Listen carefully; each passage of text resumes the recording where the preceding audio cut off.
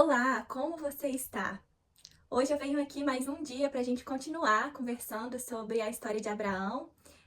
Mas antes eu queria falar com vocês que eu já me sinto mais à vontade de estar aqui. É o meu terceiro vídeo aqui no canal. E à medida que o tempo vai passando, eu tenho sentido que realmente é isso, que eu posso me sentir segura da vontade de Deus. E o sentimento é como é bom fazer a vontade dele. Eu tenho sentido muitas coisas acontecendo em minha vida porque eu estou obedecendo a Deus e essa é uma das palavras, né, que eu sempre trago e que eu trouxe também nos Salmos, no meu primeiro vídeo aqui, que foi sobre os Salmos 1, e que fala muito sobre a vida de Abraão, sobre a história de Ló. A gente trabalha muito a questão de obedecer a Deus, que é muito, muito importante. É a partir disso que ele move em nossas vidas. Eu quero convidar você a seguir o canal, a curtir os vídeos, né, caso você tenha gostado. E também gostaria de te falar que eu criei uma página no Instagram, onde você vai poder receber a palavra de Deus todos os dias ali, porque aqui no canal eu não consigo postar um vídeo todos os dias, mas lá eu consigo rapidamente postar assim que Deus fala comigo, levar alguma mensagem que Ele coloca no meu coração. Então, eu queria te falar que a gente agora tem uma página. O nome da página é @sejavoz com S. Seja Voz.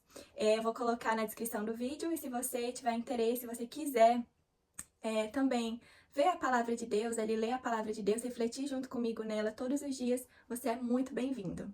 E agora vamos lá, vamos continuar o nosso estudo sobre Abraão. Então, a gente está em Gênesis 12, agora a gente vai continuar aqui no versículo 10, e o título é Abraão no Egito. Então, essa é a hora em que, porque na terra de Canaã havia fome, Abraão decide então ir para o Egito. E aí o que acontece lá no Egito? Então, havia fome naquela terra, desceu, pois, Abraão ao Egito para aí ficar, porquanto era grande a fome na terra. Quando se aproximava do Egito, quase ao entrar, disse a Sarai, sua mulher: Ora, bem sei que és mulher de formosa aparência. Os egípcios, quando te virem, vão dizer: É a mulher dele, e me matarão, deixando-te com vida. Dize, pois, que és minha irmã, para que considerem por amor de ti e por tua causa me conservem a vida. Então a Bíblia aqui, ela traz pra gente que Abraão mentiu, que houve uma fraqueza de Abraão ali, que ele não confiou em Deus naquele momento. Naquele momento ele temia pela vida dele e por isso ele falou para Sara, ele pediu para Sara: fale que você é minha irmã, não vamos falar que você é minha esposa, que você é minha mulher. E isso é uma mentira, ele ocultou algo que é a realidade. E aí eu quero trazer uma reflexão para você de que Deus é soberano no que ele fala. Quando Deus fala que a mentira é pecado, independentemente do tipo de mentira, de uma mentira gigante, de uma mentira pequena, a mentira é o pecado. Deus não tem o caráter de mudar aquilo que ele traz para nós como premissas, como verdade. Quando Deus fala que a mentira é pecado, ele não vai aprovar a mentira. Veja bem, a Bíblia nos fala que a mentira, ela vem do diabo, que o diabo é o pai da mentira. Então, jamais Deus aprovaria uma mentira. Sendo assim, para nós, a gente tem que entender que a verdade, ela é uma só. Existe o certo e existe o errado e ponto. A gente tenta relativizar muito as coisas. Relativizar o que é certo, relativizar o que é errado, e justifica o fim pelos meios. E não, porque Deus, ele é soberano no que ele fala. Quando ele fala que a mentira é pecado, ponto. A mentira é pecado. A gente não pode viver tentando relativizar o que é certo e o que é errado pelos motivos, porque no caso, Abraão se sentia o que? Acuado. Ele pensava assim: eu vou perder a minha vida. Nesse momento, ele já não confia em Deus, porque Deus já havia falado a ele que, primeiro, ele iria ter um filho e uma gigante descendência. Para que ele tenha um filho, é necessário que ele esteja vivo. Então, Deus ali vai manter a vida, a longevidade de Abraão. Naquele momento, ele não confiou na promessa de Deus, ele não confiou no que Deus falou para ele. E aí ele, com a sua própria estratégia, pensou ali numa forma de escapar do que ele achava que poderia ser algo fatal, que poderia perder a vida dele, com uma mentira. E Sara aceitou, então falando realmente que era irmã de Abraão. Nesse ponto, quando a gente vai estudar, a gente sabe que Sara e Abraão são filhos do mesmo pai, mas de mães diferentes, tá? Só que o ponto aqui é da mentira na ocultação da relação deles. A relação deles era de marido e mulher, e eles ocultaram isso. Lá no versículo 14, tendo Abraão entrado no Egito, viram os egípcios que a mulher era sobremaneira formosa. Viram-na os príncipes de Faraó e gabaram-na junto dele. E a mulher foi levada para a casa de Faraó. E então o Faraó, por causa dela, por causa de Sarai, tratou bem a Abraão, o qual veio a ter ovelhas, bois, jumentos, escravos e escravas, jumentas e camelos. Aqui é um ponto importante, porque para algumas correntes de estudo, a Agar, né, que mais tarde vai ter um filho de Abraão, alguns falam que ela, como ela era egípcia, ela pode ter sido ali uma dessas escravas que o faraó deu ali a Abraão. E que por conta, né, dessa não confiança de Abraão em Deus, em já ter ido ali para a terra, né, do Egito, para ter ido para o Egito, e a Bíblia não fala que ele consultou a Deus, mas simplesmente ele decidiu ir. Segundo, ele mentiu. E aí isso tudo pode ter gerado também, né, essa situação de que o faraó tenha dado ali a escrava, Agar, para, né, Abraão e Sara, e ali aconteceu depois o desenrolar dessa história, que a gente vai continuar.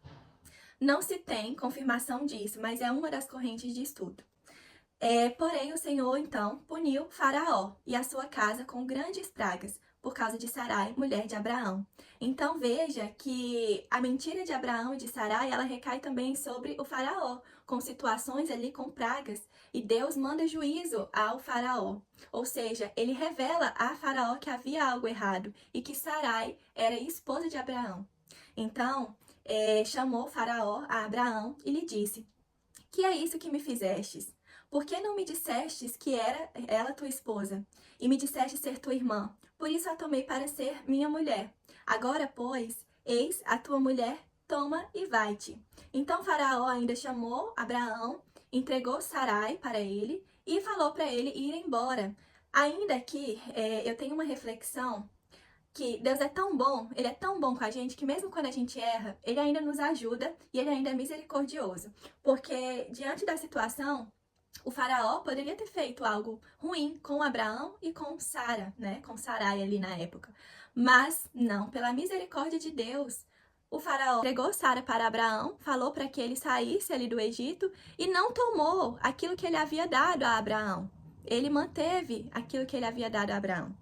Então, a Faraó deu ordens aos seus homens a respeito dele e acompanharam-no, a ele, a sua mulher e a tudo que possuía.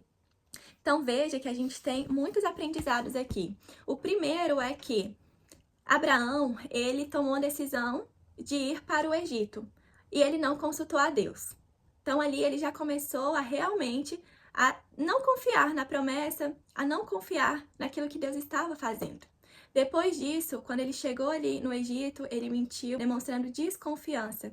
E tudo isso vai trazendo a eles ali perigo, vai trazendo frutos ruins. Então, as nossas escolhas, elas trazem frutos ruins. E Deus fala a todo momento: confie em mim. Então, vamos confiar. Então, a palavra de hoje é sobre confiar. E segundo, todos nós somos pecadores. Abraão, filho amado de Deus, né, que trouxe ali a geração eleita, que através da descendência dele veio Jesus. Abraão também demonstrava fraquezas humanas. Então a gente vai ver diversas situações, mas do mesmo modo, ele ainda assim mantinha a fé em Deus e ele obedecia a Deus. E não quer dizer que a nossa vida ela vai ser sempre assim, né? Reta, a gente nunca vai ter altos e baixos, a gente nunca vai cometer pecados, pelo contrário, todos os dias nós pecamos. Mas mesmo assim, o Senhor, ele mantém as promessas na nossa vida. O que eu quero dizer para você é que a soberania de Deus, ela não depende das circunstâncias humanas. A promessa de Deus, ela não depende de nós tomarmos decisões ali certas, de nós não pecarmos, não. A promessa de Deus e as promessas dele nas nossas vidas, ela é soberana, elas não dependem de circunstâncias humanas. E por fim, o recado é: Deus não muda. Se ele fala que tal coisa é pecado, aquilo é pecado. A gente não precisa tentar relativizar, que não adianta. Deus não muda. O que ele fala é a verdade, e a verdade é uma só. Então, por hoje é isso. Eu agradeço você por estar aqui comigo. E nós nos vemos aí no próximo vídeo, onde eu vou trazer agora o próximo capítulo para que a gente estude e se aprofunde. Eu espero que a palavra de Deus, ela entre no seu coração e frutifique em entendimento. É esse o meu objetivo aqui. Então, até mais. Que Deus abençoe a sua vida e que Ele seja palavra viva em você.